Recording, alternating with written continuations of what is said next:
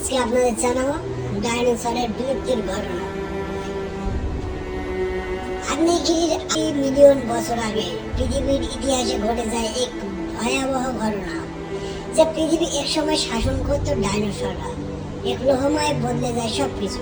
কিভাবে বিলুপ্ত হলো এই বিশাল প্রাণীরা, আজ আমরা জানবো সেই রহস্যময় ঘটানো।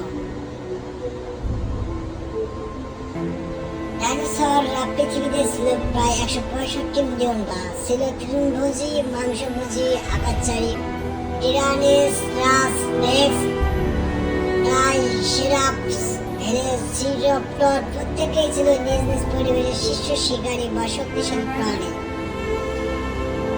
ক্রিটেশাস যুগের শেষের পরিবর্তনের করে খাদ্য শৃঙ্খলে দেখা দেয় অস্থিরতা। এর মধ্যে প্রায় 10 উল্কাপিণ্ড